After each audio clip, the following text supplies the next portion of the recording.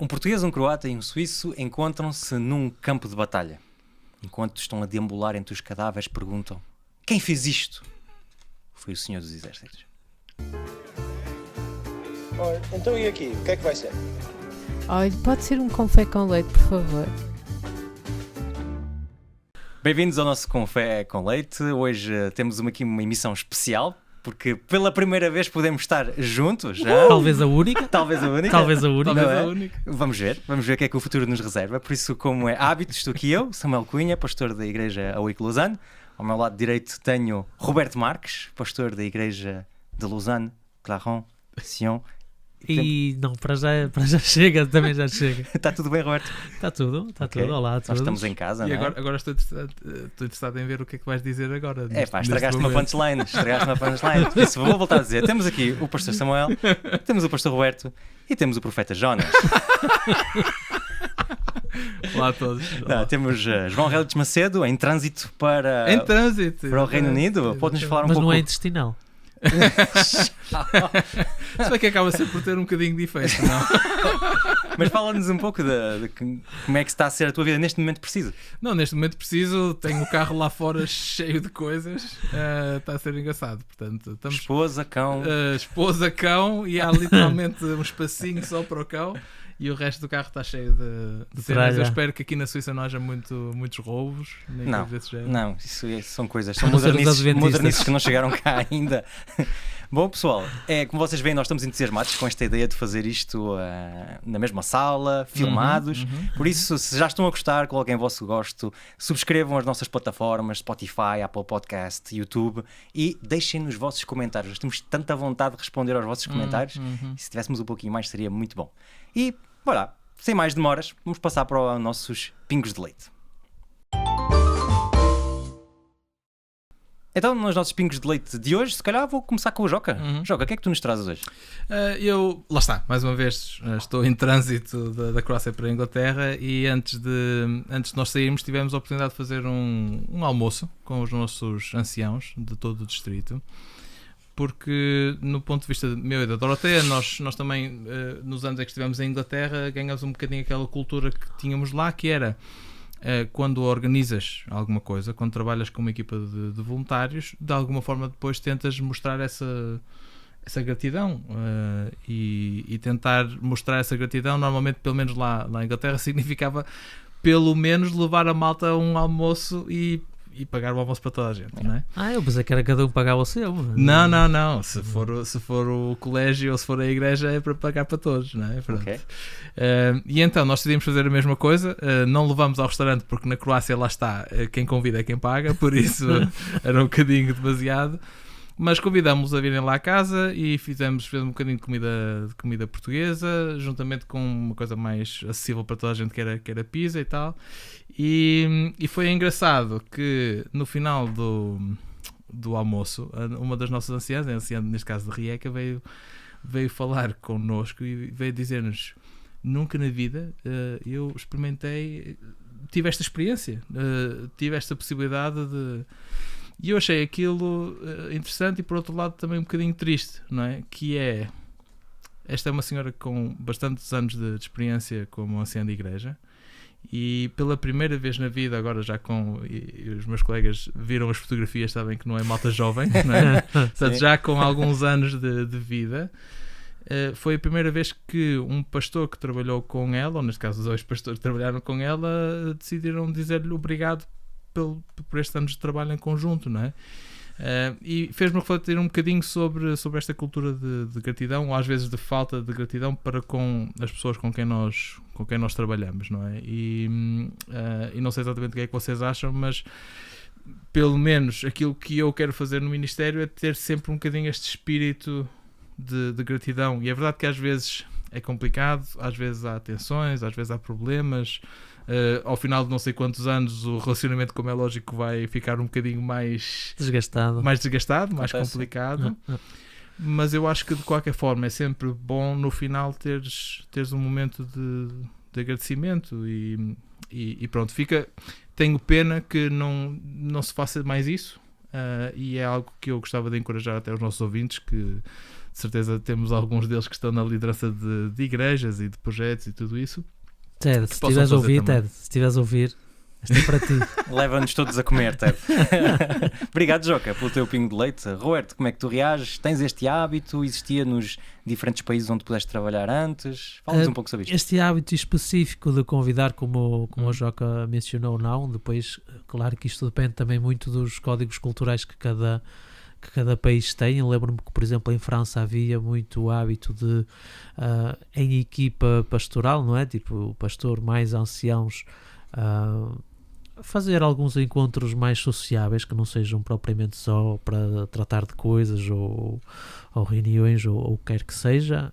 Lembro-me que, por exemplo, quando fiz o meu estágio pastoral em Pierrefitte, Stein, Sarcelles, ainda me lembro.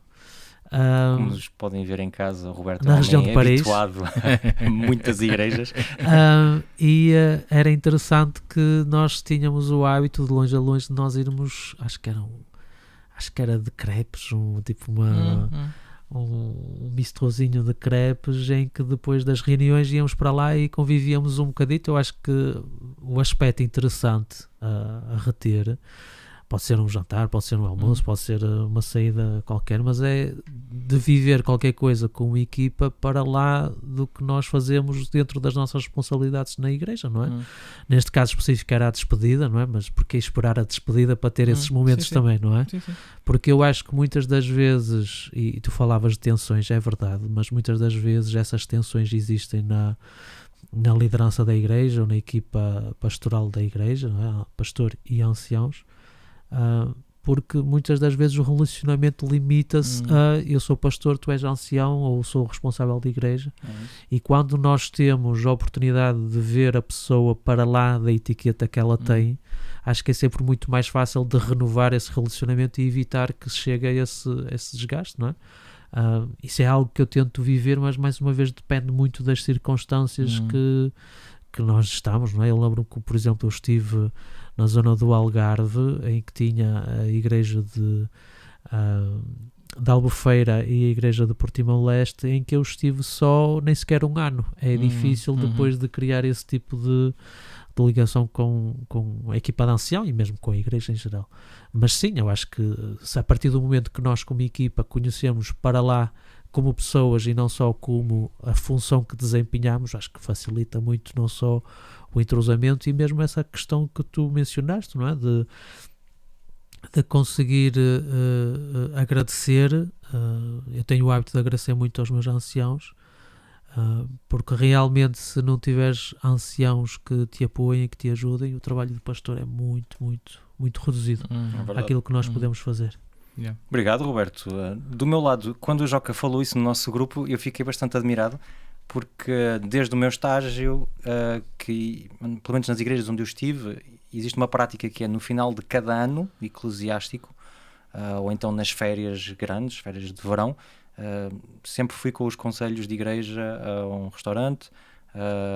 Aquilo que já vi outros colegas fazerem também e que eu faço é que eu pago as bebidas para toda a gente, cada um paga o seu prato, mas o pastor paga as bebidas, e sempre foram momentos muito, muito, muito emotivos, muito porreiros, porque acho que também às vezes os membros de igreja têm que sentir da parte do pastor que eu estou aqui, mas isto não é só que trabalho, ou seja, nós também estamos a construir mais do que a igreja, mais do que plannings e projetos. Nós também podemos estar sentados a conversar e a ter outro tipo de conversas, e guardo sempre com muito carinho. Aliás, guardo bem as fotos desses momentos, porque são sempre bons momentos, e aconselhava, se há colegas também que estão a ouvir isso cá em contextos em que isso não é cultura, fazê-lo, experimentar, se cá não se metam a pagar coisas muito complicadas. Que bebidas é que pagas?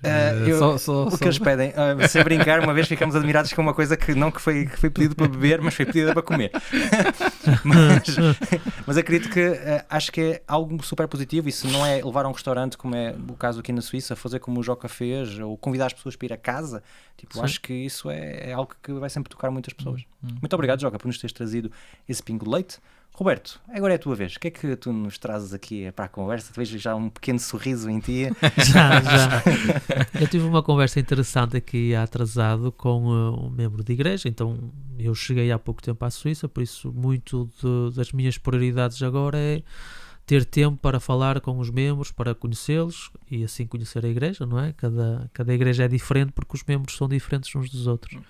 E durante a conversa falámos acerca de criar projetos e uma das coisas que foi salientada por esse membro de igreja é que na nossa igreja nós temos muito o hábito de criar projetos que vêm top-down, são impostos ou são criados pela instituição e que raramente têm sucesso porque falta-lhes aderência de base dos membros de igreja. Então que, sobretudo no nosso contexto, não faz sentido ter essa abordagem e que a abordagem mais sensata é de deixar que as igrejas possam criar os seus próprios projetos e que finalmente é assim que a receita do sucesso seria essa.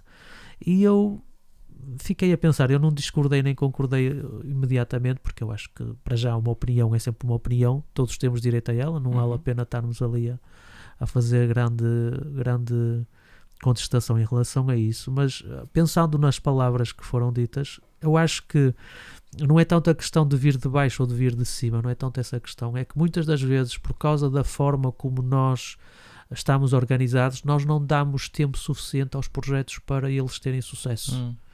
Então aquilo que eu acho que é realmente necessário e são os ingredientes que permitem a que esses projetos de base possam ter sucesso, não é mais do que ter uma visão clara daquilo que eles querem, ter paixão por esse projeto e terem perseverança e tempo para implementarem isso, que é muito mais fácil de ter dentro da nossa organização a nível das igrejas locais, porque as pessoas que têm o poder de decisão são pessoas que são apaixonadas e que têm essa visão para o projeto, enquanto que muitas das vezes a nível de instituição tu apresentas o projeto, mas quem decide se esse projeto é viável ou não, se ele permanece mais um ano ou não é a pessoa que está à frente desse projeto, não são pessoas que estão diretamente envolvidas.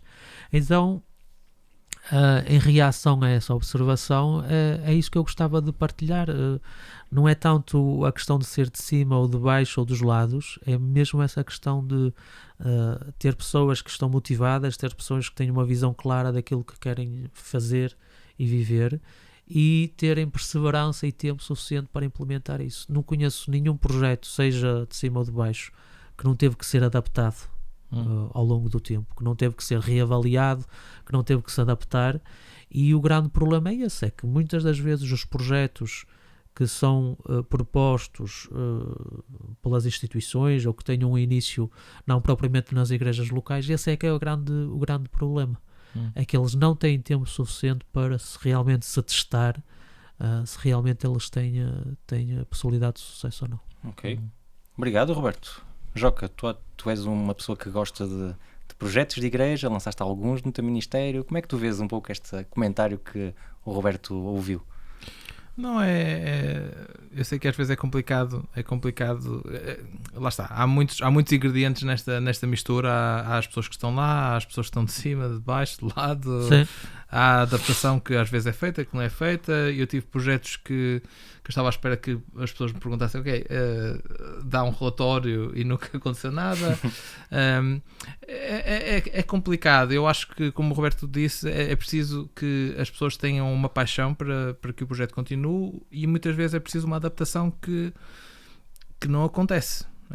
E quando há projetos que vêm de cima para baixo, aquilo que eu acho que normalmente acontece é que há uma pouca, ou pode haver pouco conhecimento da realidade no terreno, e quando esse conhecimento é limitado, são projetos que estão de alguma forma condenados ao fracasso, a menos que realmente se consigam adaptar, que as pessoas que depois estão... Ou que seja dado essa margem de manobra para que eles possam se...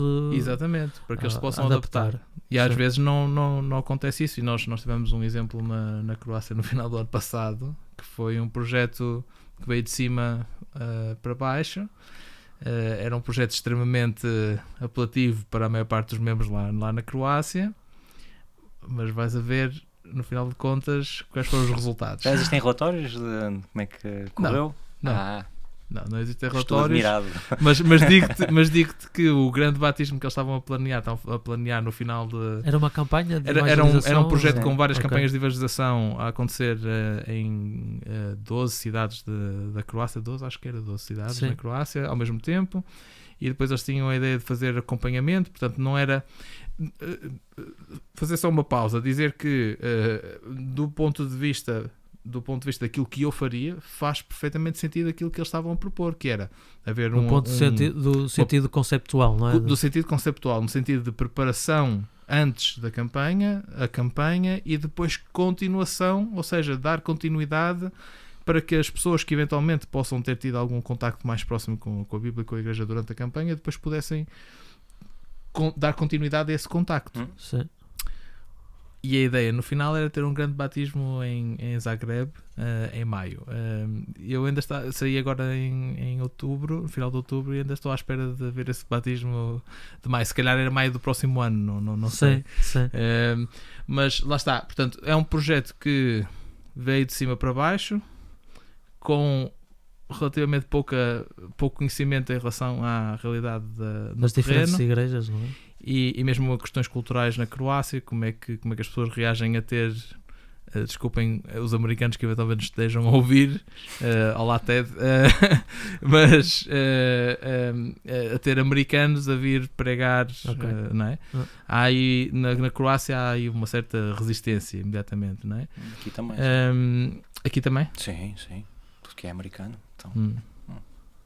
Lá é bastante forte, e também por questões da história e da guerra e tudo isso. Enfim, não importa, não vamos entrar por esses temas, mas só para dizer que havia pouco conhecimento do terreno, e por isso não é surpreendente que o projeto, no final de contas, Tenha ficado aquém, tenha não é? ficado aquém das expectativas, não é? Mas de qualquer forma serviu para alguém durante algum tempo conseguir projetar uma boa imagem para os membros de igreja e receber se calhar um apoiozinho para outras ideias. Obrigado, Joca. Eu fico um bocado partilhado nas coisas. Eu acho que não existe nenhum modelo que seja perfeito. Pode haver um modelo top-down que é positivo e um que é negativo, e pode haver modelos que saem diretamente das comunidades do terreno, vamos chamar assim, e que são os dois negativos. Não sei se as pessoas se recordam, mas o projeto de missão de Deus, a Missio Dei, é um top-down. Mas é alguém que conhece muito bem o terreno e que conhece o coração das pessoas e tudo. E depois na Bíblia também dá às vezes a sensação que há coisas que vêm de baixo para cima, como o profeta Isaías, que diz: eis-me aqui, envia-me a mim. Ele ouve o projeto e diz: ok, espera aí, eu acho que tenho uma ideia para isso e posso ser eu a fazê-la. Acho que pode funcionar. O que eu acho que não pode acontecer é inércia. Ou seja, quando não existe nada que é proposto de cima, nada que é proposto de baixo, e continuamos constantemente a fazer as mesmas coisas e a esperar resultados diferentes, isso é que é complicado. Agora, experimentar coisas com todos os limites que isso tem, e se calhar vamos ter aqui um episódio que vamos falar mais sobre essas questões, das dificuldades de lançar projetos e compreender quando funcionou ou não funcionou, mas eu acho que ainda assim, se estamos em movimentos, se estamos a experimentar coisas, eu acho que é melhor do que ficar sentado e não fazer nada. Pelo menos essa é a minha perspectiva. Muito obrigado, Roberto, por nos teres trazido esse comentário. Agora, tempo para o meu pingo de leite. Uma das coisas que mais gosto de fazer é ler, leio bastante. E sou geek na minha leitura, não vamos entrar nesses detalhes para não ser vergonhoso. E recentemente... Vergonhoso para quem? Porque pode parecer um bocado maníaco a maneira como eu leio, Okay. mas não vamos entrar por aí. E na verdade, no outro dia estava a ler 2 livros, um já terminei, o outro estou quase a terminar. Um deles é XYZ of Discipleship, ou seja, X, Y e Z do discipulado, escrito pelo casal Allen. São dois, uma irlandesa e um inglês, que criaram uma igreja em Sheffield. E um outro que é In the Spirit and Power, do Pavel Goya, ou seja, esta Adventist Celebrity que nós temos agora a nível mundial. Não sei se as pessoas conhecem, mas é um pastor adventista que é muito ouvido hoje em dia.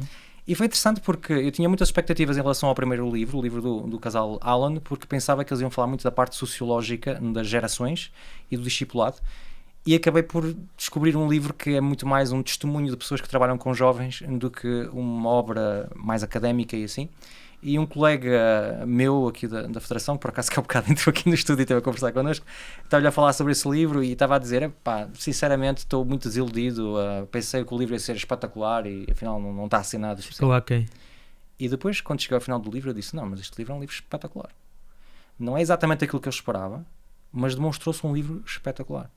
No caso do livro do Pavel Goia, eu li, porque fui obrigado pelo meu conselho de igreja, e fizemos uma leitura em conjunto, então não havia como fugir, porque não é o tipo de pessoa, sei lá, a sua maneira de se exprimir não é aquilo que me chama mais. Eu li os primeiros 4 capítulos e para mim foi um suplício, verdadeiramente, porque eu não gosto da maneira de ele escrever, não gosto da forma como ele se expressa. E deixei aquilo num canto, não é? Entretanto, deixei de ser pastor desta igreja, deixei de ter que ler o livro e o livro ficou lá pousado. Mas eu tenho, e lá para voltar àquela questão de ser geek na leitura, eu tenho uma lei que é: se eu começo a ler um livro, eu termino. Eu não paro de ler livros, mesmo que seja uma porcaria, eu vou ler até ao fim. E recentemente tive uma grande viagem de comboio e levei este livro para terminar de ler. E mesmo continuando a defender que não gosto muito da maneira como ele fala, não posso dizer que não senti o Espírito de Deus naquela leitura. E eu trago este pingo de leite para vos perguntar se vocês já viveram isso com livros, com opiniões de pessoas, porque eu acho que muitas vezes na igreja nós temos tendência de ficar com as primeiras impressões.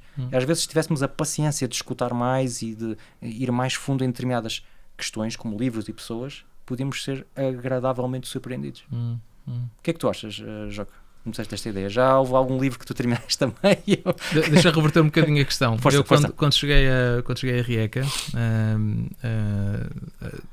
todos os sábados de manhã eu estava de fato, gravata, lencinho no bolso e um bom estilo Relitz Macedo. Um bom estilo Relitz Macedo, bom estilo, uma mistura de pastor português com algumas dicas de estilo de Inglaterra e não sei o quê, e todos os sábados eu aparecia assim na igreja.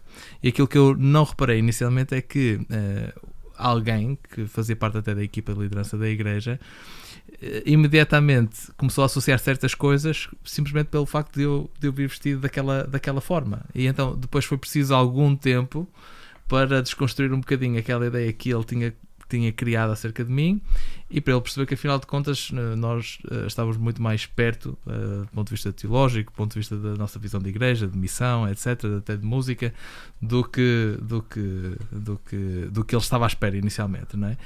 E por isso já me aconteceu várias vezes na minha vida ser confrontado com ideias que eventualmente de início têm um bocadinho de resistência e que depois acabo por ter de reconhecer que se calhar há um bocadinho mais de valor nisso, e eu acho que é isto que é importante nós termos em mente, por exemplo, quando falamos das leituras de diferentes comunidades. Eu sei que o Samuel e o Roberto e eu se calhar temos algumas perspectivas diferentes, mas eu gosto de focar muito na forma como as comunidades leem a Bíblia, mais do que é que o autor queria dizer ou o que é que o texto em si diz, não é? Não desligando completamente essas questões, mas focar um bocadinho na forma como as comunidades leem. E para mim, a grande vantagem desse aspecto é quando tu tens várias vozes a partilharem as suas perspectivas sobre o mesmo texto, tu tens uma maior capacidade para te autoquestionares, para perceberes aquilo que eu acredito é verdade ou não é verdade, para teres esse encontro que tu tiveste agora com o livro do Pavel Goia, que diz assim: pá, eu vejo o Espírito de Deus noutra pessoa que se calhar eu não concordava assim à primeira vista, mas afinal de contas vejo que há qualquer coisa de positivo nisso. Claro. E essa leitura diferenciada com várias comunidades, de várias vozes, para mim é aquilo que nos pode ajudar a tornarmos a chegarmos um bocadinho mais perto de Deus, daquilo que é a revelação completa. Nunca vamos chegar lá, mas se tivermos só uma voz, temos menos possibilidades de perceber uma revelação mais completa do que se tivermos várias vozes, certo? Portanto, essa é a minha perspectiva, e por isso também não vou ler o Pavel Goia, mas se lesse, pode ser que ficasse surpreendido. Lê a partir do capítulo 4 e vais gostar. Roberto, como é que tu reages a esta questão? Bem, para já eu então não sou geek de livros. Tu paras a meio quando não gostas? Porque e depois é engraçado porque eu tenho essa atitude mesmo em relação às pessoas. Paras a meio quando não gostas. Tu não és, Para não és, bem quando geek, não não és gosto. geek de pessoas. De algumas são e todas não. Mas no sentido de que normalmente, e pronto, e isto pode ser compreendido como um defeito e aceito isso plenamente, não há qualquer problema disso. Eu até tenho um bocadinho de alergia a pessoas que tentam passar os seus defeitos como se fossem grandes virtudes e pronto, e compreendo Confias demasiado nas perfeitamente. pessoas. Não, És não, demasiado não. frontal. O meu maior defeito é a uma coisa humildade. é isso. Sou teimoso. E aquilo que eu normalmente faço, tanto para livros como para pessoas, é que eu dou bastante margem para as pessoas, mas depois de eu ter uma opinião formada é muito difícil de eu conseguir voltar atrás. Não quer dizer que não aconteça, e graças a Deus, sobretudo com as pessoas, já tive surpresas muito agradáveis de, ok, já fiz a minha opinião formada, mas por situações da vida sou obrigado a ter que lidar com essa pessoa de uma forma mais regular ou com bastante tempo, não é? E isso leva-me, ok, pronto, não é tudo mau, e tenho aqui algumas coisas que eu aprecio pessoalmente, e às vezes aquela impressão que nós temos de, ok, pronto, eu não gosto desta pessoa, então imediatamente esta pessoa não é, pronto, mesmo a nível de caráter, não é? Tipo honestidade e coisas assim do género, pronto, de certeza que também não é assim grande pistola. E já tive surpresas muito agradáveis. Espero que hajam outras pessoas que tenham tido essa surpresa agradável comigo, não sei. Não tive assim propriamente nenhuma pessoa que me tenha vindo dizer, olha, achava que tu eras muito mau e afinal Por falar és nisso, mais ou Roberto. menos. Por falar nisso. Quero aproveitar aqui, já que temos. E depois a Júlia Pinheiro entra aqui de repente. E ficava aqui o ambiente top. Muito bom. Mas E em o relação a outro livros. O Daniel, como é que se chama? Oliveira. Oliveira Daniel também. Oliveira. Roberto, que Aí dizem os está. teus olhos? Que dizem. Mas em relação a livros, tenho que admitir que, tipo, normalmente é 40, 50 páginas ou coisas do género, mas se não me convence até essas 50 páginas, muito dificilmente eu depois volto a pegar no livro. Enche a medida da iniquidade. É. Excelente Não, transição porque- para o tema. Porque eu depois tenho outra questão também, que é, eu não gosto de desperdiçar o meu tempo. Então quando eu acho que o livro ou outra coisa está a desperdiçar o meu tempo, eu, ok, passa a outra coisa que eu tenho mais coisas para fazer. Ok. Muito obrigado pelos vossos comentários. Foram os nossos pingos de leite. E agora, como é nosso hábito, vamos passar para a moagem do grão que nos vai ser dada pelo Roberto Marques.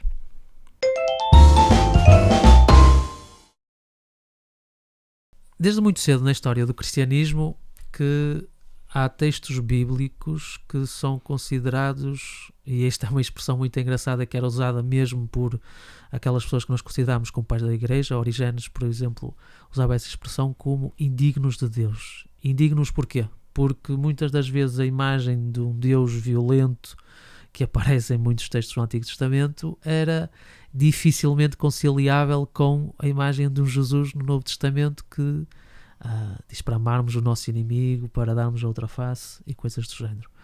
E eu acho que muitas das vezes nós não respeitamos o suficientemente estes textos para reconhecermos que realmente existe esse contraste, existe essa dificuldade.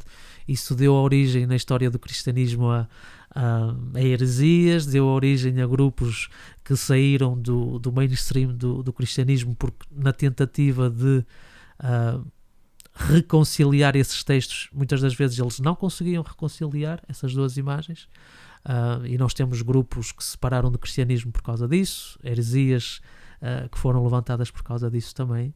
E isso é um tema que a mim pessoalmente me toca muito, porque se há uma razão porque eu me converti, porque eu aceitei mesmo Deus e querer ter um relacionamento com Deus, foi porque eu acreditei que a imagem que Jesus mostra de Deus é a imagem mais bela que nós podemos ter de uma divindade. Dito de outra maneira, se realmente aquilo que Jesus veio mostrar e ensinar era apenas uma máscara e que o verdadeiro Deus é o Deus do Antigo Testamento, para mim não faz sentido, porque mesmo que esse Deus exista, para mim não acho que mereça louvor, acho que não merece ser adorado. E isto é uma coisa que me tem trabalhado, é um tema sobre o qual eu tenho revisitado ao longo da minha caminhada como cristão, porque em vários momentos eu voltei a tentar reestudar estes textos para tentar reconciliar essas duas imagens, e eu gostava que nós pudéssemos falar um bocadinho acerca destes temas, porque eu acho que não sou sozinho nesta luta de tentar reconciliar textos difíceis, textos que eram considerados indignos de Deus e que, se eu sou muito honesto, muitas das vezes eu também acredito a mesma coisa, que a imagem do Deus que é apresentada é indigna do Deus que eu conheço do Novo Testamento, não é? Nomeadamente de Jesus. E eu gostava de fazer isto a dois níveis diferentes. Primeiro, de um ponto de vista um bocadinho mais teórico e conceptual, sobre como é que nós podemos lidar com esses textos, quais são as abordagens que podemos utilizar, e a segunda é tentar pegar num texto específico que fala disso e tentarmos de alguma maneira conseguirmos partir dessa base teórica que vamos falar e tentar lá aplicar a um texto. Então a primeira pergunta que eu gostava de colocar é a nível dessas abordagens, como eu estava a dizer. Existem 4 categorias de abordagens diferentes para esses textos difíceis. E quando eu falo destes textos difíceis, eu falo, por exemplo, da conquista de Canaã, falo, por exemplo, da morte dos primogénitos em Êxodo, falo, por exemplo, da forma como no livro de Juízes, quando nós temos o levita que corta a sua concubina e envia às diferentes tribos para depois destruírem quase completamente a tribo de Benjamim, se não estou em erro. Estou a falar desses textos para os nossos ouvintes terem episódios concretos na sua mente. E há 4 maneiras, como eu dizia, de lidar com esses textos. Nós temos a primeira, que é mas simplesmente abraçar essa imagem do Deus violento. Quer dizer que aquilo que Jesus faz e diz tem que ser lido em função dessa violência divina, não é? Em que Deus simplesmente, porque é mais forte, impõe coisas, destrói, manda destruir em seu nome. Então abraçam essa imagem do Deus violento e depois integram essa imagem na sua teologia. Não há qualquer problema em ser violento, não há qualquer problema em utilizar a força para implementar coisas que eles consideram justas. Nós temos uma segunda categoria em que desvaloriza esses textos, e isso pode ser feito de várias maneiras, mas basicamente retira-lhes a autoridade. Ok, esta imagem de Deus que é apresentada não é tão importante como a imagem de Deus que é apresentada em Jesus. Essa é uma segunda categoria. A terceira categoria é a reconciliação, em que basicamente nós tentamos reconciliar esses textos justificando a ação de Deus nesses textos difíceis ou indignos de Deus, dizendo coisas do género: eles mereciam, porque Deus sabia que essas pessoas nunca mais se iam salvar, coisas do género, em que nós tentamos reconciliar essa imagem de um Deus violento com a imagem de Jesus, dizendo, ok, Deus tinha uma boa razão para ter sido assim. Naturalmente ele é de uma maneira, mas ali especificamente havia uma boa razão para ele ter agido de forma diferente. E a quarta é a reinterpretação desses textos. Basicamente é o que é, ok, o autor inicial tinha uma mensagem clara a nos transmitir, não é? Original, mas se calhar há uma outra maneira de interpretar estes textos e de compreender estes textos. Eu dei o exemplo de Origenes ao início, e uma das formas clássicas com que ele lidava com esses textos indignos, como ele próprio caracterizava esses textos indignos de Deus, era utilizar um método de interpretação da Bíblia que era a alegoria. Ok, nós temos aqui uma história que nos está a dizer que Deus mandou matar não sei quem, não sei o que mais, mas na verdade o que esta história quer nos contar realmente é que, e depois ele tentava encontrar símbolos naquela história para retirar uma lição moral que muitas das vezes não tinha nada a ver com aquela história inicialmente, não é? Sem entrar na questão que será que estas histórias são todas verídicas no sentido histórico ou não, mas de alguma maneira ele tentava fazer uma interpretação que ia para lá daquilo que o autor inicial queria transmitir. E aquilo que eu gostava de vos colocar como pergunta é: como é que vocês lidam com esses textos? Qual destas categorias vos parece a mais interessante para lidar com esses textos? Porque eu acredito que vocês encontraram pessoas ao longo da vossa caminhada como pastores que também tiveram que lutar com estes textos. Não sei se vocês pessoalmente também travam essa luta, como eu travo, mas qual é que destas estratégias vos parece ser a mais interessante, ou se tiverem uma outra estratégia para conseguirem reconciliar estes textos? Não sei se, Samuel, se tu queres começar. Não quero começar. Não, posso começar. Para começar, para mim é um pouco complicado, porque eu acho que não haverá nenhuma intervenção que eu vou fazer em que eu tenha verdadeiramente o tempo para poder explicar todos os pequenos detalhes de como eu vejo isso e temo verdadeiramente que seja mal interpretado. Para mim, pessoalmente, eu não tenho dificuldade com esses textos. Faço parte das pessoas que não têm dificuldade nenhuma com esses textos, ou seja, compreendo quem a tem. Já como pastor tive que responder muitas vezes a pessoas que têm essa dificuldade, e é verdade que nunca encontrei uma resposta que possa satisfazer todas as pessoas, que toda a gente se encontre bem lá dentro, como é óbvio. Na minha perspectiva, lá está, é aí que é bastante difícil entrar em todos os detalhes, mas a minha perspectiva baseia-se numa coisa que é: eu tento na minha vida respeitar a soberania de Deus. E por soberania de Deus eu digo que Deus, quando age, Ele compreende coisas que eu não compreendo, Ele vê coisas que eu não vejo, e que é muito difícil eu, dentro da minha esfera humana, compreender todas as coisas de Deus. Isto aplica-se aos textos que nós estamos a falar, aos textos indignos, mas a muitas outras coisas. O nosso conhecimento é muito limitado em relação à ação de Deus, em relação à maneira como Ele vê as coisas, como é que Ele age. E depois, por outro lado, eu tenho a perspectiva do teólogo e do crente, não é? O teólogo onde tenho todas as informações para, de uma certa forma, desculpar Deus da situação. E depois tenho o meu lado crente que me diz: ok, mesmo que há todas estas desculpas que eu posso colocar em cima da mesa, ou estas atenuantes, ou estas interpretações que me fazem ver o texto de forma diferente, mesmo se no futuro, quando eu estiver face a face com Deus, Ele me diga: não, mas na verdade tudo isto que tu tinhas imaginado não é isso, é mesmo porque eu decidi que ia fazer assim, e estas são as razões.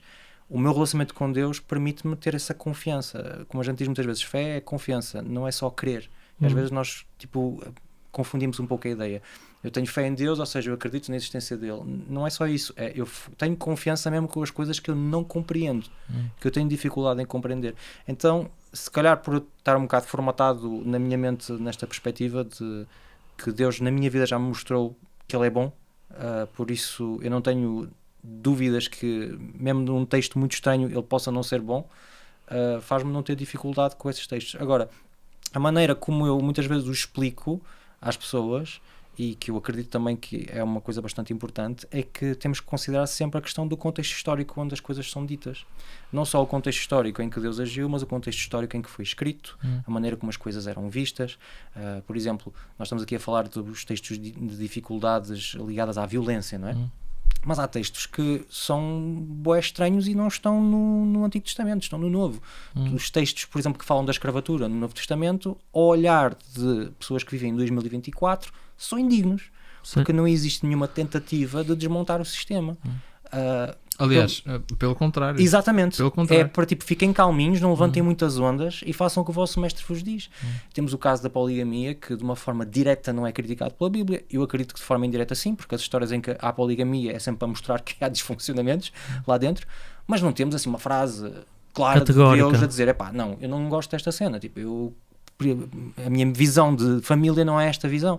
Ou seja, eu acho que muitas vezes há coisas que nós em 2024 vemos como aberrantes, mas temos que pensar que em 2224, quando nós não estivermos mais aqui e se Jesus não vier antes, há pessoas que vão fazer a exegese deste podcast e vão dizer: mas coitadinhos, eles não percebem as abominações que eles estavam a dizer em relação aos pingos de leite ou em relação a muitas outras coisas, porque a sociedade cristã tem por tendência a evoluir na sua compreensão de Deus e de melhorar, e eu não posso esperar que Deus vá agir com os israelitas ou com os autores que decidiram meter um highlight em determinadas ações e atribuí-las a Deus com a visão que eu tenho hoje em 2024. Por isso, parto muito dessa perspectiva. Se eu resumo em duas ideias, é um respeito de Deus independentemente de qual conclusão nós chegarmos, porque pode ser uma conclusão com a qual nós estejamos de acordo e que seja ainda assim a opinião de Deus. E a segunda coisa é que considerarmos que Deus não pode falar a todas as épocas em função daquilo que nós acreditamos hoje. Ele tem que falar em função de cada época. E sim, acho que é um bom resumo da minha visão disso. Eu pessoalmente concordo com esta parte que estavas a falar da época, não é? Portanto, e vou dar um exemplo. O contexto histórico. O contexto histórico. E não só o contexto histórico, quando tu lês determinados, que é aquilo que nós normalmente não fazemos, quando tu lês determinados textos da Bíblia, em comparação com coisas que... Da época. Pois, é isso, não é? Portanto, e atenção que muitas vezes a tendência quando falamos disto é desculpar. Por exemplo, se falamos da lei, normalmente aquilo que nós dizemos é verdade que a lei que nós encontramos na Bíblia, os livros de lei que encontramos na Bíblia são bastante, para o nosso contexto de 2024, são bastante problemáticos, mas quando comparas com as outras leis dos povos à volta, eram coisas revolucionárias no sentido de dar direitos, etc, etc, não é? E isso parece um bocadinho como desculpar a questão, não é? Portanto, tentar desculpar. Mas eu concordo com o aspecto da cultura original no sentido de, por exemplo, pegando no texto do dilúvio, não é? Que é provavelmente um dos mais difíceis de explicar, para além daqueles que tu mencionaste e que vamos falar um bocadinho mais à frente. Tu, quando lês a história do dilúvio na Bíblia e comparas com a história do dilúvio no épico de Enuma Elish, que era o épico na Babilónia, vês determinadas diferenças, certo? Vês muitas semelhanças, mais ou menos o personagem de Noé, que é chamado para criar uma arca e não sei o que mais, e depois vês diferenças na história. E aquilo que nós acreditamos como teólogos é que é nas diferenças que se vê qual é a mensagem que estava a tentar ser passada sobre Deus nesse caso, não é? E por isso, na questão do dilúvio, é aquele momento em que chegas ao final da história, Noé faz o sacrifício e Deus diz: nunca mais vou destruir a terra, não é? Para mim, essa é que é a mensagem. A mensagem não é o facto de Deus ter destruído a terra, e posso estar a dizer, ao dizer isto, posso ser mal interpretado e pode parecer que estou a desculpar Deus, a dizer genocídio. Não. É um texto que foi construído de uma forma específica para passar uma mensagem específica em comparação com textos que circulavam na altura ou com histórias que circulavam na altura, certo? Sim. É nesse aspecto que eu me tento focar. E qual é a mensagem que, por ser construída desta forma, que o texto vai tentar dar? No meu caso, a conclusão a que eu chego é que no final do texto do dilúvio, quando Deus diz: nunca mais vou destruir a terra desta forma, não é este o problema de resolver o problema. Não é esta a maneira de resolver o problema do pecado. Vou tentar de outra forma. Para mim, essa é a mensagem essencial. Okay? E é possível que não consigamos fazer isto com todos os textos difíceis que temos na Bíblia. Atenção, não é? Portanto, eu por aí vou um bocado por aí. Misturo um bocadinho também a questão de olhar para o texto não só como revelação divina, mas como revelação divina através de humanos imperfeitos que têm compreensões imperfeitas das situações e que muitas vezes, no meu ponto de vista, mesmo a liderança por exemplo, falando da conquista de Canaã, mesmo a liderança de Israel, guiada por Deus ou não guiada por Deus, cometeu erros. Pode ter cometido erros de interpretação, pode ter achado que Deus estava a chamá-los para fazer alguma coisa que na realidade Deus não estava a chamar, não é? E nós vemos isso também hoje em dia nas nossas igrejas, muitos dos nossos membros que se sentem chamados para fazer coisas que eu não acho que seja Deus a chamá-los para fazer, não é?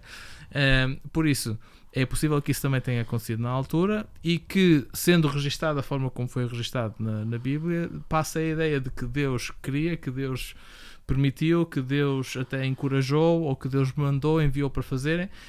E se calhar na realidade não é bem isso, não é? Portanto, essa é uma das formas que eu tento resolver a questão. Agora, só para dizer, em termos de conclusão, é impossível ter uma resposta limpa a esta questão, e eu dar-vos agora uma resposta dar-vos a vocês uma resposta que consiga resolver todos os problemas e que consiga ser satisfatória e que reconcilie aquilo que nós vemos na Bíblia com os nossos padrões de 2024.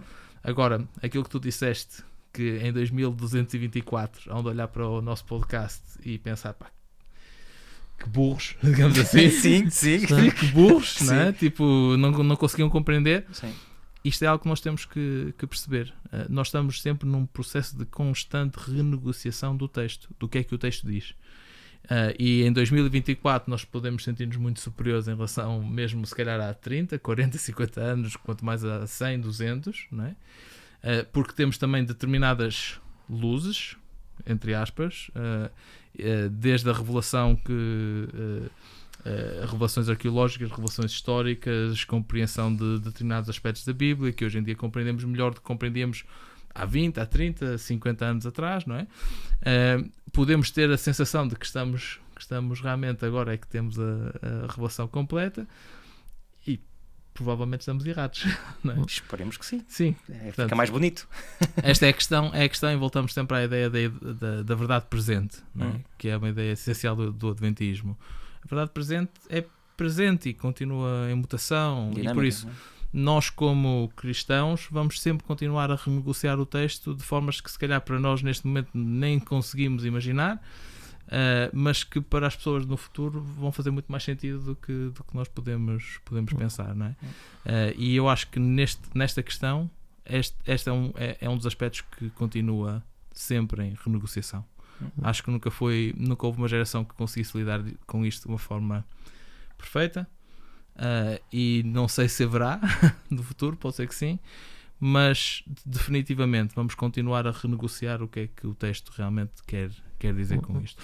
Eu gostava de acrescentar, antes de passar à pergunta seguinte, só realçar que uma das razões porque eu mencionei esses primeiros cristãos era realmente para focar como estes textos têm sido problemáticos ao longo da história do cristianismo, não é? E daí a necessidade de renegociar, como tu disseste, ou de refletir sobre estes textos e tentar procurar, porque realmente, de alguma maneira, as soluções que foram sendo apresentadas nunca foram muito satisfatórias. É por isso que há essa necessidade, não é? Porque, de alguma maneira, todas as pessoas que se colocam estas perguntas e que ouvem as explicações ou as respostas que são dadas, dizem sempre há aqui qualquer coisa que não está a bater muito bem.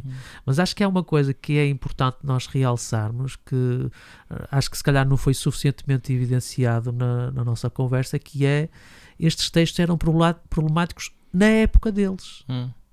Não é só nós, no século XXI, que nós achamos que estes textos são problemáticos. Quando tu dizes na época, quando? Quando foram escritos? Quando Deus fez aquilo? Pelo menos em Origénesis nós temos essa observação direta que ele faz, ainda num contexto de sociedade... Em relação a que textos?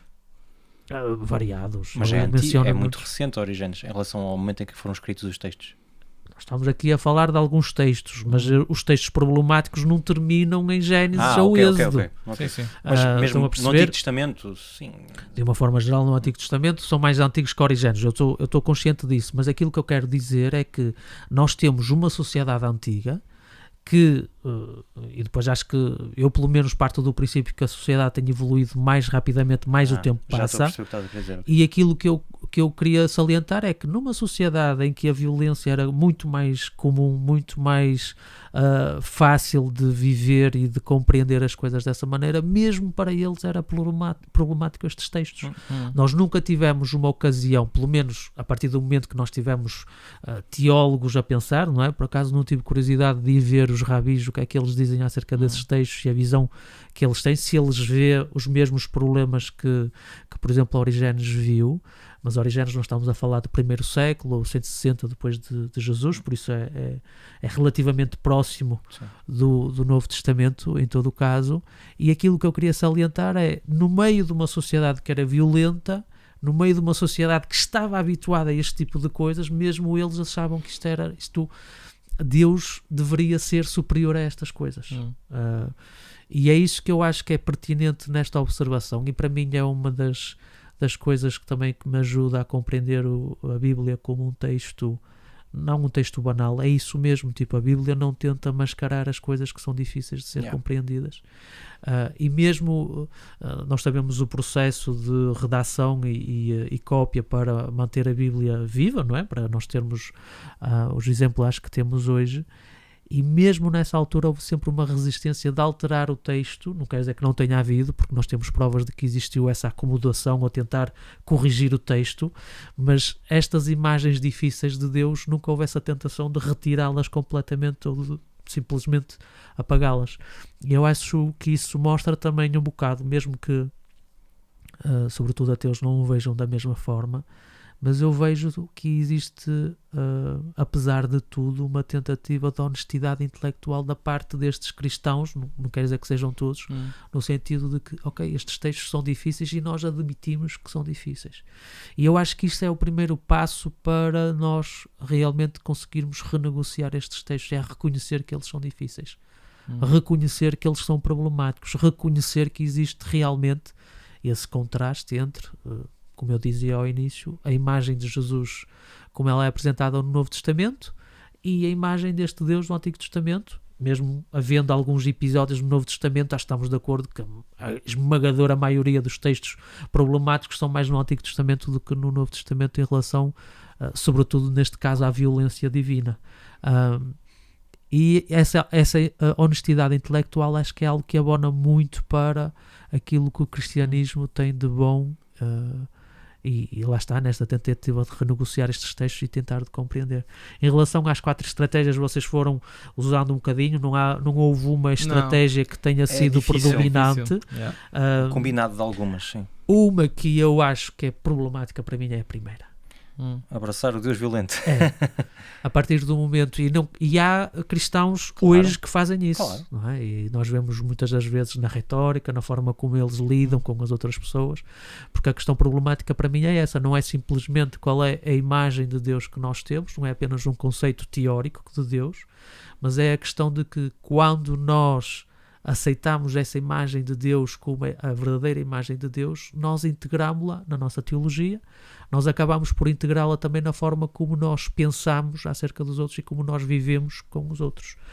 Alguém que tenha a mentalidade de que, ok, é legítimo, em certas condições é legítimo ter estas atitudes violentas, mais facilmente vai estar predisposto a aceitá-las na sua vivência e talvez mesmo a praticá-las também. Claro.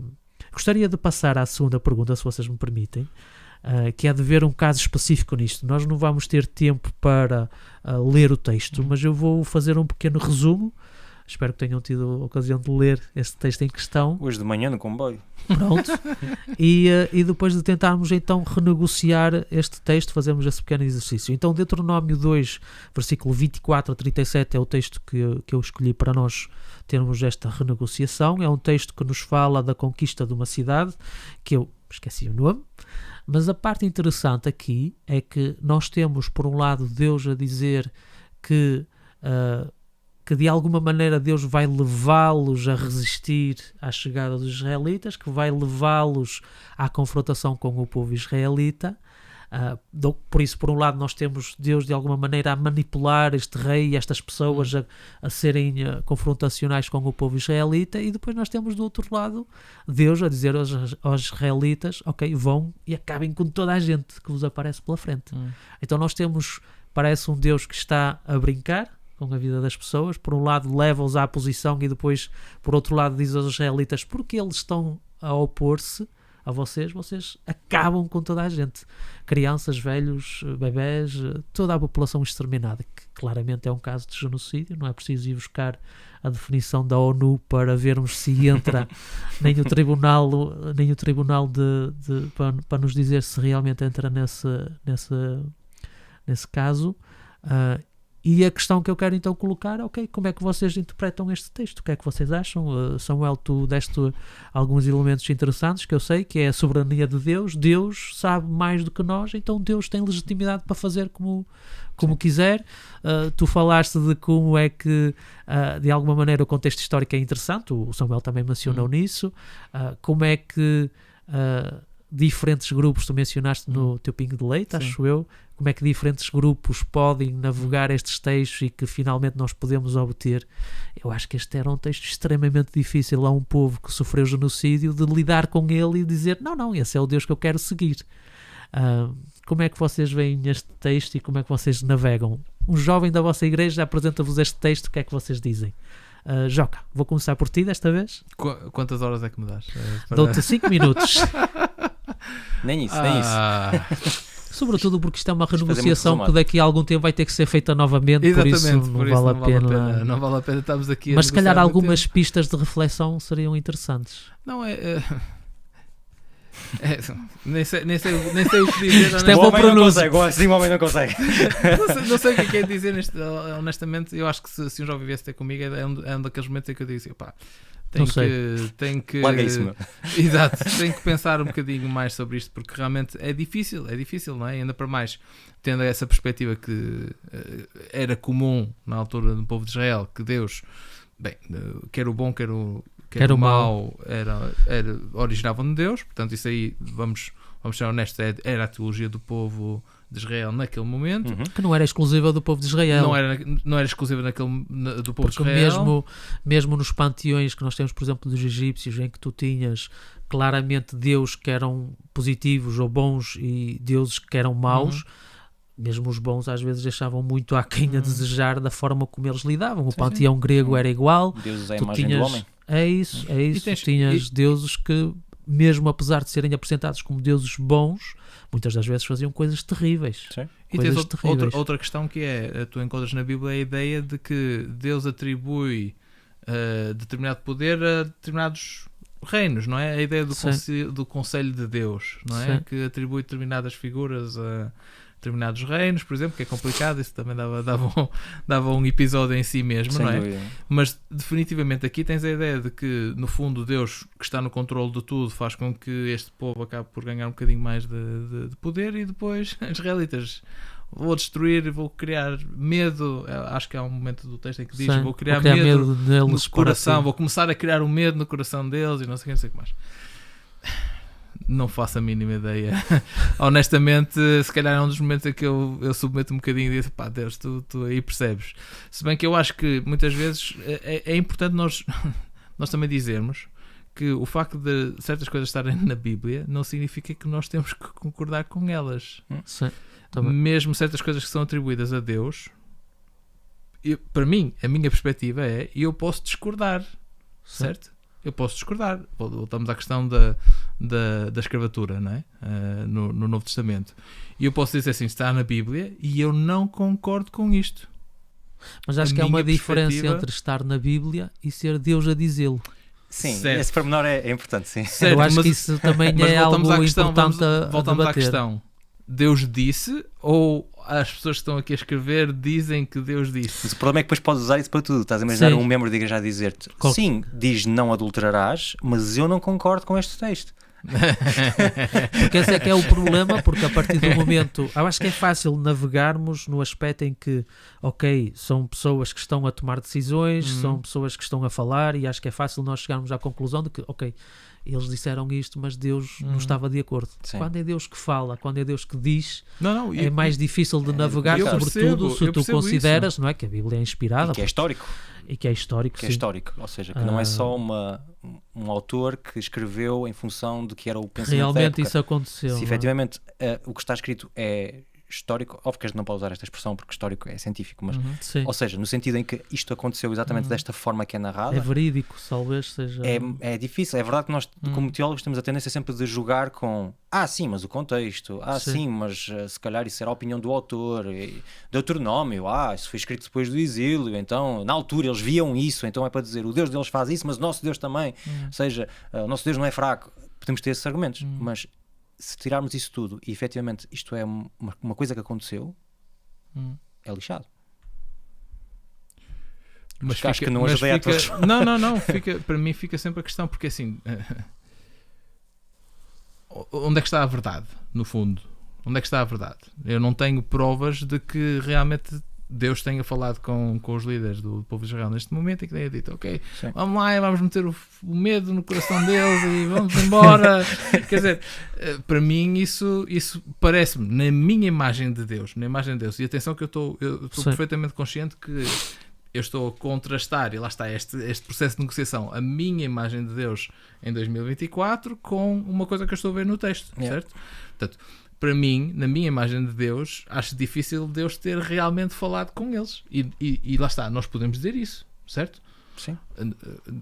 Não quero invalidar o texto, não quero dizer, ok, está aqui, mas façam de conta que não está. Desvalorizar o texto. Desvalorizar o texto, não é isso que eu quero fazer, mas podemos ter esse tipo de conversa, é uma questão de nuance, certo? No fundo, se eu disser assim, eu na minha análise, na imagem de Deus que eu tenho, acho muito difícil, acho fácil Deus dizer não adulterarás, mas acho muito difícil Deus dizer, vamos meter o medo no coração Homens, dele. mulheres e crianças. Já digo, Exato. E achas Não é? difícil porque lá está, tipo, é difícil para ti conciliar esta imagem de Deus com a imagem de Deus. E lá de está, Jesus, e voltamos não é? à questão da renegociação, Sim, certo? sim. Voltamos à questão da renegociação. Agora, sem dúvida nenhuma que é muito, muito complicado. É muito complicado lidar com estes textos. E esta questão da conquista de Canaã, para mim, se por exemplo no dilúvio eu ainda vou conseguindo fazer a renegociação que vos disse, a conquista de Canaã para mim Mais é complicado. É das mais complicadas. Sim. Não sei, Samuel, como é Vou que tentar- tu consegues renegociar Sim. este texto? Eu vou tentar ser muito rápido. Eu esperava ser super polémico aqui, mas acho que não vou ter tempo para ser tão polémico quanto isso. Queria só realçar uma coisa, que é, nós muitas vezes partimos do princípio que o Deus genocida só se encontra no Antigo Testamento. Mas, spoiler alert, leiam Apocalipse, há um grande genocídio que está preparado para o fim. Eu também gostava de ser polémico, mas se calhar não vou ter tempo para isso, com esse texto também. Estás a perceber? Ou seja, não é toda a gente que vai se salvar, e das pessoas que não se vão salvar existem homens, mulheres e crianças. Ou seja, onde é que eu gostava então de terminar, porque eu queria abrir aqui montes de janelas e não dá, mas fica para a reflexão das pessoas, era a questão de que quando nós pensamos às crianças, vamos ser honestos, é aquilo que nos faz confusão, não é? Um Deus que manda matar. O Roberto não faz, o Roberto... Eu sei que faz porque ele tem uma filha. Eu sou então pai, a gente, faz a gente- confusão. A gente projeta logo, estás a Não, perceber? mas- Faz muita confusão. Mas é com aquilo que eu ia dizer, tipo, pronto, não é só porque são crianças que é problemático, era isso que eu queria Mas é dizer. a coisa se calhar com a mais minha reação. gritante. Isso acho que estão. Aquela que estamos de choca acordo. mais. Sim, é que choca mais. Eu acredito que eu perguntei esta manhã à minha esposa essa questão e como é que ela via. E foi interessante a conversa porque a Isa dizia, mas é como se Deus não lhes desse a oportunidade de o conhecer. E eu, então tu partes do princípio que Deus não lhe deu a oportunidade, que vai matar sem dar a oportunidade. Não é isso. É que é como se tipo fosse injusto. Ou seja, é uma injustiça, mas tu partes do princípio então que é uma injustiça a pessoa morrer. Ou seja, eu acho que nós muitas vezes olhamos só por morreram e esquecemos que o nosso Deus tem um caráter inabalável. Ou seja, por mais estranha seja a coisa que ele for fazer, ele vai sempre assegurar determinados valores que são intrínsecos ao seu caráter. E muitas vezes, nestas discussões, dá-me a sensação que nós esquecemos desse detalhe. Ou seja, que Deus, seja o que for que ele for fazer, ele não sente amor, ele é amor, faz parte de algo intrínseco. E então, mesmo que nos possa parecer uma coisa horripilante, e a mim parece-me, e não consigo tirar essa coisa, parece-me uma coisa horripilante, é por isso que voltamos à questão da soberania. Eu acredito que se isso aconteceu, todos os direitos, toda a justiça, todas as coisas que essa pessoa devia ter numa metanarrativa, ou seja, num futuro em que existe eternidade, em que existe salvação, foi tudo assegurado. E isso eu não posso dizer que não. Isto agora é complicado, porque eu queria abrir muito mais coisas, mas não dá. Eu ia atrás de ti. mas se calhar Temos podemos que deixar fechar, para outra temos que ocasião. fechar, Eu só gostava de salientar, e realmente em relação a este texto, 2 elementos que não foram mencionados, que eu acho que é interessante, e tem a ver com a natureza do texto bíblico. Cada uma das categorias que eu mencionei logo no início estão intimamente relacionadas à forma como nós vemos que a Bíblia foi inspirada.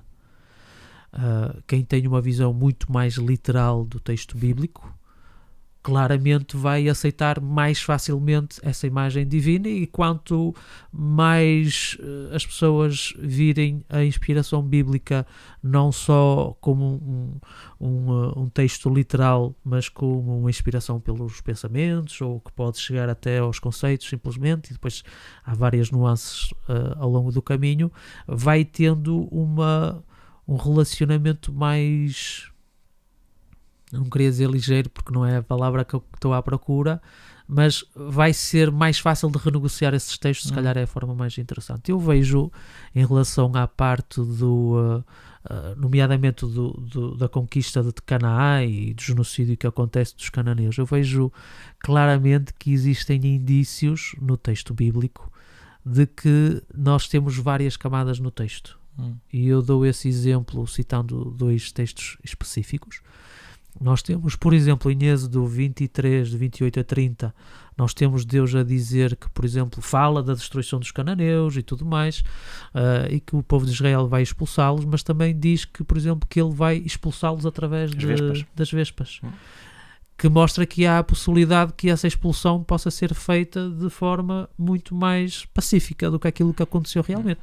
Podemos discutir, pois, mas mesmo assim está a expulsá-los. Claro, eu dou isso de barato, claro, claramente isso também está no texto, mas entre um genocídio e expulsar alguém porque o contexto onde eles vivem já não é tão propício a eles e eles voluntariamente saem desse território, acho que convenhamos que é bastante mais pacífico, acho que não há qualquer dúvida em relação a isso, não é? O texto menciona que não são eles que o Israel que vai expulsar, mas que é o próprio Deus que os vai expulsar através desse meio, mas isto num texto que está rodeado em que Deus diz, vocês também vão expulsá-los. Então, nós temos aqui claramente várias camadas daquilo que era o propósito inicial de Deus, que mostra que realmente nós não temos uma narrativa única acerca deste texto. Não temos apenas um texto que nos fala qual é que era a intenção inicial de Deus para que realmente o povo chegasse e tomasse possessão desta terra, e o que nos dá uma margem para irmos para lá daquilo que o texto nos diz. Eu, para mim, vejo isso claramente, e depois temos todo o processo de renegociação que já mencionámos, e temos um segundo texto que é em Josué, no capítulo 5, versículo 13 e 14, em que Josué está antes, se não me engano, estou a fazer de memória o contexto, mas antes dele conquistar Jericó, em que ele está na meditação, um episódio muito parecido com a noite em que Jacó lutou contra Deus, em que uma pessoa aparece e ele pergunta, tu és dos nossos ou dos outros? E o anjo diz, eu não sou nem por vocês nem por eles. Eu venho em nome do Senhor dos Exércitos. Então, então Deus envia Israel para expulsar estas pessoas e o próprio anjo do Senhor não é por eles. Então aquilo que nos mostra claramente é que, mais uma vez, nós temos aqui uma posição de Deus que nos mostra bastante mais separada daquilo que o texto às vezes nos apresenta. Então aquilo que, pelo menos para mim pessoalmente, me diz é que no próprio texto nós temos indícios de que nós temos várias narrativas aqui a competir dentro do texto narrativo acerca de qual é que era a posição de Deus, qual é que era a intenção de Deus, qual é que era o plano de Deus. Aquilo que eu gostava, se calhar, para fazer como conclusão é que não tenham medo de reconhecer que isto são textos difíceis, não tenham medo de admitir diante dos nossos jovens, diante de pessoas que não são crentes, é verdade, o texto está assim. E depois aquilo que eu acho que é importante também, porque acho que não podemos simplesmente ficar por aí, pelo menos para quem é crente, é de reconhecer, como o Samuel mencionou e que eu partilho plenamente, e eu tenho provas suficientes do caráter de Deus na experiência que eu tenho com ele para saber de que há qualquer coisa mais nestes textos, seja a parte de que se calhar Deus foi justificado naquilo que fez, ou que se calhar aqui houve um erro de interpretação ou de compreensão das pessoas que tomaram estas decisões, seja qual for a solução que nós encontramos, acho que é importante que nós compreendamos que este é que é se calhar o elemento-chave, é nós termos um relacionamento de tal maneira próximo com Deus para confiarmos nele, como tu disseste, e sabermos, baseado também nos indícios que eu também apresentei e que nós fomos mencionados, que aquilo que a Bíblia nos diz não é a história toda do que se passou naquela altura. E que claramente nós teremos questões a colocar a Deus, que espero brevemente. Esperemos tipo que daqui a meia hora, também. do estilo a meia hora, que eu não quero apanhar a fila outra vez de carro, mas que claramente existe margem para nós irmos para lá daquilo que o texto nos diz simplesmente e imaginarmos que se calhar há coisas que nós não sabemos e que se calhar nos vão ajudar a compreender melhor a atitude de Deus. Ficamos por aqui. para o nosso episódio. Espero que tenham gostado. Esta renegociação vai continuar, talvez no futuro, no próximo episódio, e ficamos por aqui. Muito obrigado, Roberto. Obrigado, Joca, também pelos vossos comentários. Obrigado a ti que ouviste até aqui o Café com Leite. Não te esqueças de subscrever, enviar-nos um pequeno carinho. Nós queremos tanto questões, queremos tanto perguntas. Mandem-nos isso, por favor. Já sabem que o nosso programa sai sempre na primeira sexta-feira do mês. E foi o Café com Leite. E até breve. Até breve.